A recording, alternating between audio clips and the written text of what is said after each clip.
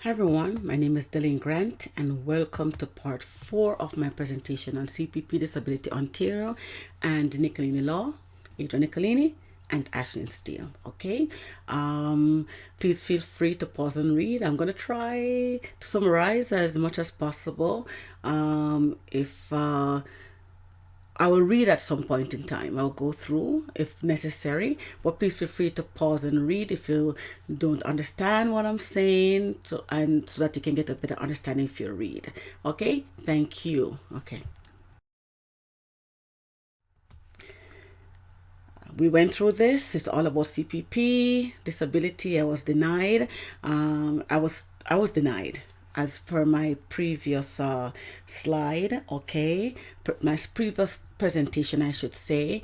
When Adrian Nicolini Law set me up so that this CPP disability could deny my claim.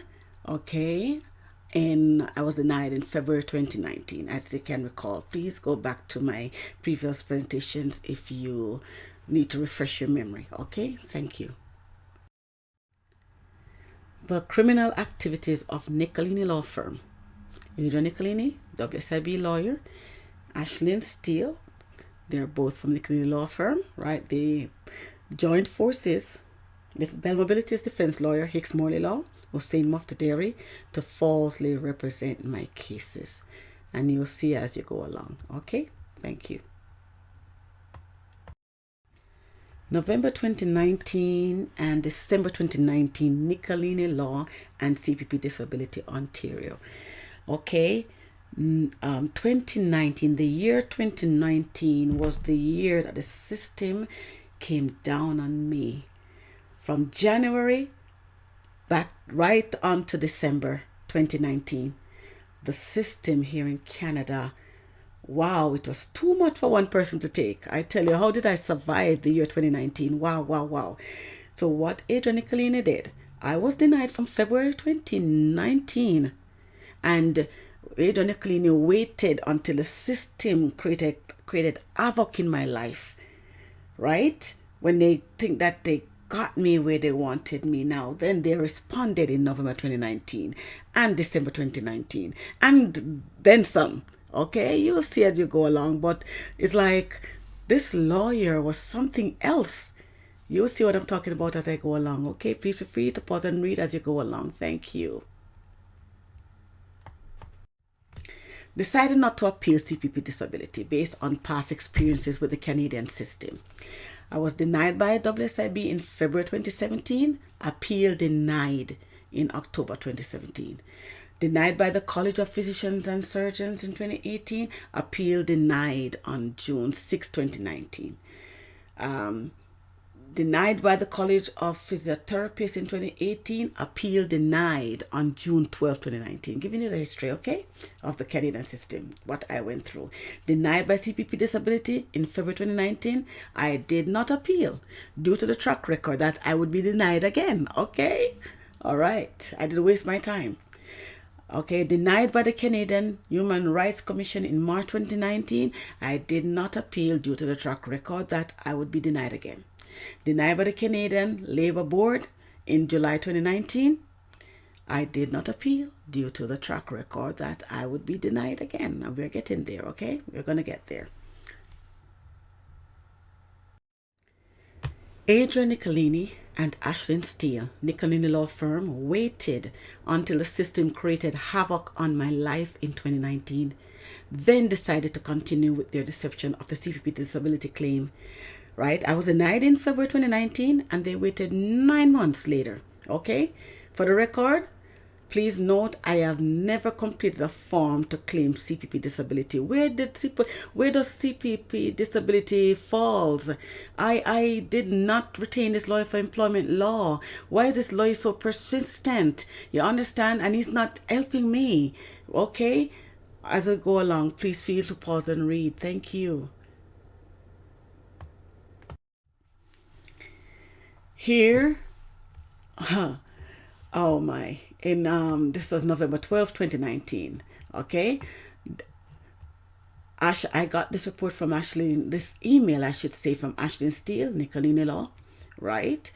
And it says further to your discussion with Crystal, because there's Crystal, Diamond, I think, called me on November 5th, 2019, right? And asked me about my CPP disability, and I told her that I was denied. Okay, they took that long. I was denied from February, and they're now in November showing interest. Okay, it says please forward a copy of the CPP denial decision so we may process the appeal. No, I did not appeal. So why are you gonna appeal? No, no, no. No, I did not know the extent that they were so deceitful then, but I just did not want to go through this anymore, right? It says, in the event that you are unable to locate the decision, please contact Service Canada, and they gave me the number, and request a copy to be sent to yourself and your representative. Nope, I had it, and I did not forward it. I did not. As a matter of fact, I stopped communicating with this lawyer. No, where CPP was concerned. No. Okay.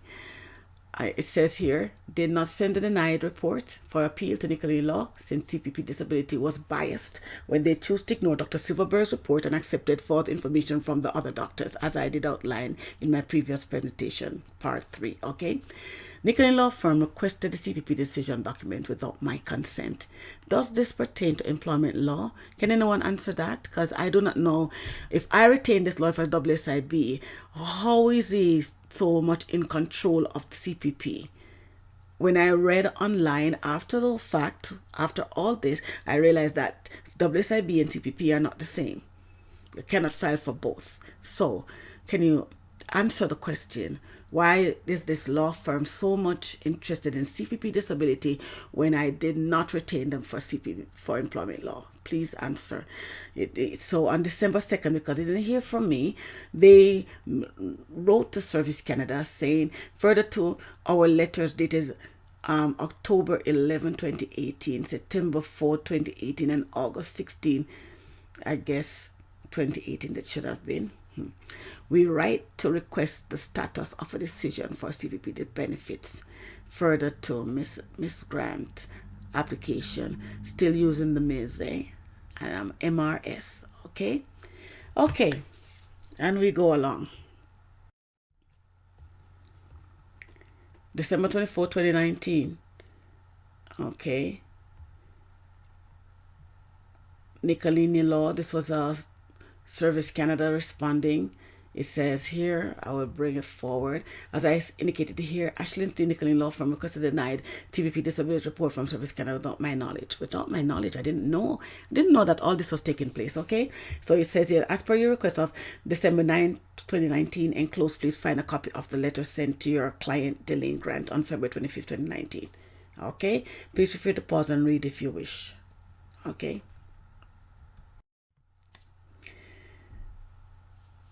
So this was it, February 25th, 2019, the decision, and here it is.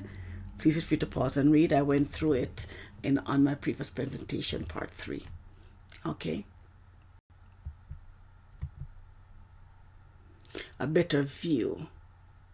All right, thank you. Please feel free to pause and read.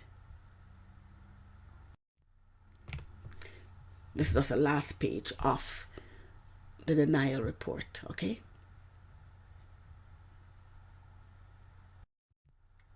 January 2020 to August 2020, CPP Disability Ontario. Before going further, right, I just want to apologize. I know you have been seeing Criminal Act and a number, so as not to confuse you. Okay, when I started my presentation, actually, I had everything in order from Criminal Act 1 right up to, I think, Criminal Act number 25, right? But it was kind of all over the place, and I think you'll have a better understanding if I place them in their various groups, Yeah. So I didn't remove the numbers, okay? But this is actually what I'm explaining to you. This is also a Criminal Act. All right. So I leave the numbers, but there are about 25 criminal acts by the Canadian system. Okay. Nicolini Law acted on my behalf without my knowledge, and falsely represented me by responding to CPP Disability Ontario. And you see as I go along. Okay, thank you.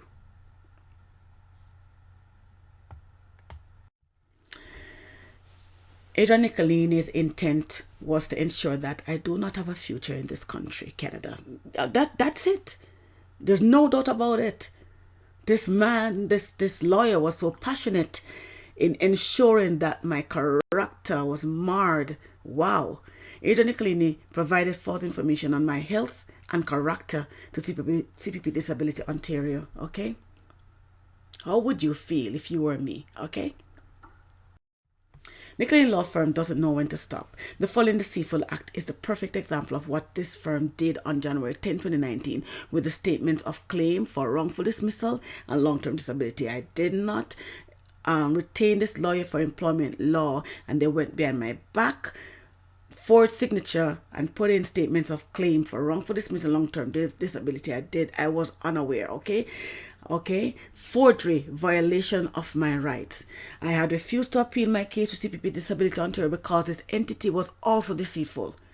Right? Denied by CPP Disability on February 25th, 2019. Nicolini Law Firm chose to appeal on January 15, 2020, 11 months later, without my consent.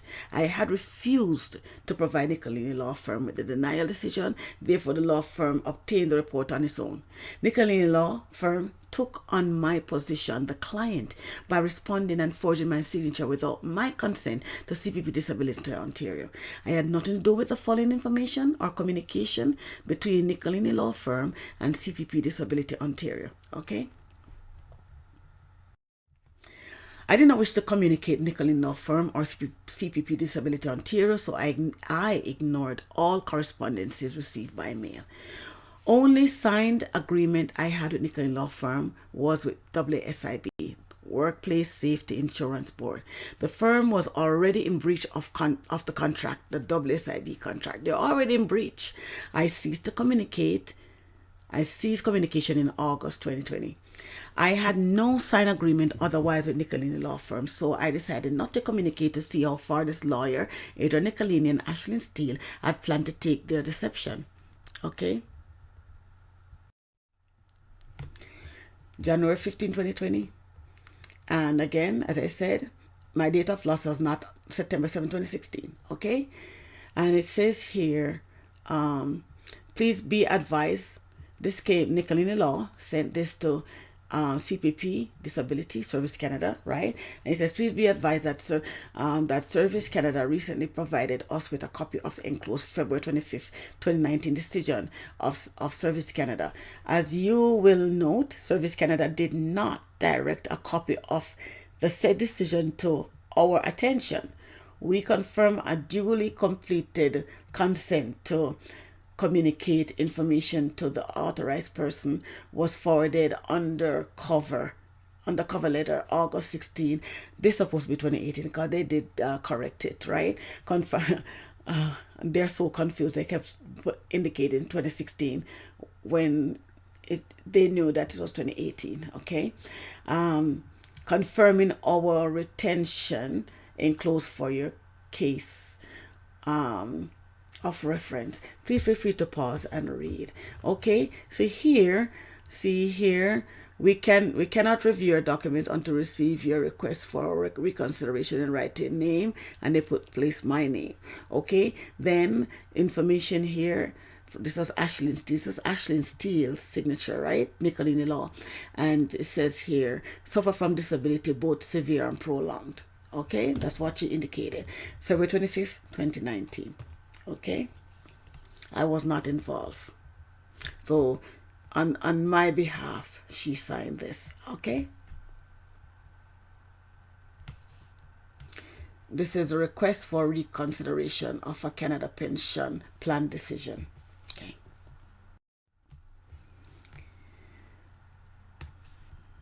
Okay, so Canada pension plan, Service Canada responded on June 10, 2020, and they said, we have received a letter from the Nicolini Law Group on April 23rd, 2020, requesting a reconsideration of our decision to deny your application for disability benefit. Okay. Okay, so this was sent to me. All right, please feel free to pause and read. Thank you. I was denied with disability on February 25th, 2019, but chose not to appeal due to deception. Nicolini law firm requested a denial letter from CPP Disability without my consent, which was resubmitted to their firm on April 23rd, 2020, a year and 2 months later for an appeal. Okay, so June 10th. So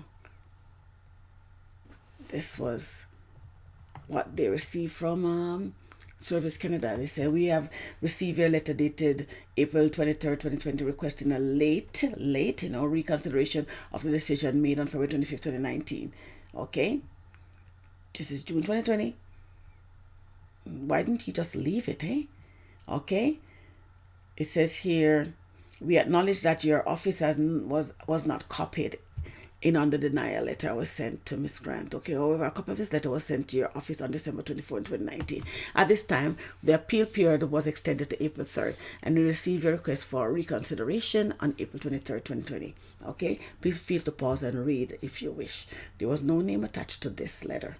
None whatsoever, as you can see. Just a signature. Okay. So on July 28, 2020, okay, this letter came from CPP Disability, okay, and Service Canada, that is, right? And it says, please feel free to pause and read. But I highlighted this section. It says, accordingly, our office submitted the request for reconsideration immediately upon receipt of the February 25th, 2019 decision. Under cover letter, January 15, 2020, our office forwarded the request for reconsideration dated January 15, 2020, along with our original retention from August 16, that should have been 2018. Enclosed, they're not getting it, eh? Enclosed is our January 15, 2020 letter, right, to Service Canada, and the January 15, 2020 request for reconsideration. Okay.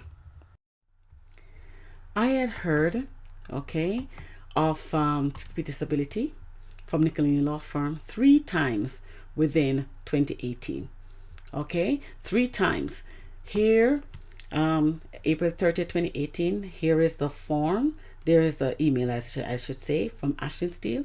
April 30, 2018, when I got this information prematurely, I was still employed by WSIB lawyer Adrian Nicolini, requested that my family doctor, Dr. James Chang, complete the CPP disability form April 30, 2018, right? And here, June 5th, 2018, okay, when I went to the office, meeting in his office after I was fired from my job on May 24, 2018, I met in his office I thought I would have been retained for employment law because I was fired from my job, right? And that's when I was informed by Adrian Nicolini that my doctor did not believe in my injury. The report was not in my favor. I did not see the report when he said that, right? I was never retained by Nicolini law for employment law. Okay, and also for June 20, 2018. Okay, here it is on June 13th, because after Dr. James, after Adrian Nicolini told me that Dr. James Chang didn't write a report in my favor, I'm just jogging your memory, right? I did it already on my previous presentation, CPP Disability, right? Dr. Silverberg, right, completed a form on my behalf. I was told by the office that Adrian Nicolini should forward the CPP form to them and they will complete it for me, right? And that was it. That's what I did on June 13, 2018, right? But Adrian Nicolini, between the 7 days, he did something, eh? He did something, and then eventually responded on June 20th. He did something, right? Because he realized that Dr. Silverberg was there to back me, and he really did something wrong. Okay, here, as I made mention, informed Officer Dr. Silverberg and was provided with information for Adrian Nicolini. Dr. Silverberg chose to complete the form on my behalf. Email confirmation from Adrian Nicolini dated June 20th, 2018. Okay, he waited 7 days, but there was a reason. Okay, please feel free to pause and read. Here it says, I was denied CPP disability in February 2019 and was never contacted once by Nicolini law firm. Okay, I was unaware of the various activities that took place after I was denied. Wow. Okay, thank you. I had extracted this information from my email. Okay. My main conversation with this lawyer was regarding WSIB, and when I was receiving warning letters, Adrian Nicolini was my WSIB lawyer. There was no employment contract, so no employment law communication received. Did not retain this lawyer at all. Okay, please feel free to review here. All right, the dates, the conversation that I had with Adrian Nicolini and Ashlyn Steele, right? And I was just telling him because I was almost I got fired from my job on the 24th of May, right? And when I even responded to him on the 1st of June, he was out of office, and I forwarded we were discussing about the termination letter and stuff, and he said yes, you can accept. He was responding because I got fired from my job on the 24th of May 2018. Okay, the only time CPP disability was mentioned was on April 30th 2018, when Ashton Steele forwarded the CPP medical report from to me so that I could take it to my doctor. Okay, Dr. James Chang, right? And if you notice, 2018, and then the next time we talk about CPP disability, as you see here, okay, the 12th of November 2019. Can you see that? Okay. Here, it made mention of statement of claim this on 30th of October 2020. This was false. Ashlyn Steele, as you can see, you see number 4 here. Ashlyn Steele was responding to me, but went on an old email, which was a statement of claim. So she was responding to me about something else, but not about statement of claim. I did not retain this lawyer for employment law, and there's no communication in employment law. No communication at all. All right, please feel free to pause and read. Thank you. So on August 26, 2020, right, a letter from service candidate to Adrian Nicolini, and it stated, we have received a letter requesting a reconsideration of the decision made on February 25, 2019 to deny Miss Deline's grant application for a disability benefit. To deny. We sent you a letter on June 10, 2020 requesting further information. We have accepted the reasons you gave, highlighted information you gave for not sending a request for reconsideration within the 90-day time limit. We will now review all the information on Ms. Deline Grant's file, and once we have made a decision, we will send you a copy with the outcome of the review. Okay, again, no name. Okay, please feel free to pause and read. Thank you.